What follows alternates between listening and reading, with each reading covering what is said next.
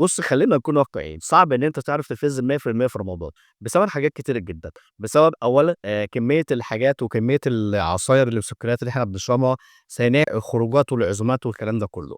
فأحسن حاجة إحنا ممكن نعملها إن إحنا يا إما نمشي على نظام 20، 80 يعني نبقى ماشيين 80% healthy و20% لخبطة، يا إما إن إحنا نحاول بقدر الإمكان إن إحنا لو هنلخبط نلخبط بس ناكل كميات أقل، وبرضه لازم الfitness plan بتاعتنا تبقى واقعية. سواء في التمرين أو سواء في الdiet. يعني الdiet بتاعنا ما ينفعش إن إحنا نقول مثلًا نقسّم الأكل بتاعنا على 4 وجبات أو 5 وجبات، لإن أنت أصلًا الtime frame اللي أنت بتاكل فيه في رمضان كله على بعضه 8 ساعات، ال8 ساعات دول أنت يا دوب تلحق توفّق فيهم وجبتين أو 3. نفس الكلام في التمرين، لو أنت قُلت إن أنت هتتمرن 5 أيام أو 6 أيام، هتبُص هتلاقي إن الموضوع ده مش واقعي، لإن أنت عندك صلاة، عندك عبادات، عندك تراويح، عندك حاجات كتير جدًا بتعملها حتى لو أنت في العزومات والكلام ده. فأنسب حاجة في الdiet إن أنت تقسّم الوجبات بتاعتك أو تقسّم الcalories بتاعتك على وجبتين أو 3. وبالنسبة للتمرين يُفضّل إن أنت تتمرّن يا إما 3 أيام أو 4 أيام.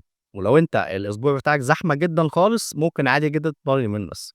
لو عجبك الفيديو ده ما تنساش تعمل follow ولايك وshare وsubscribe. ولو عندك أي سؤال اكتبه لي في الcomments وهارُد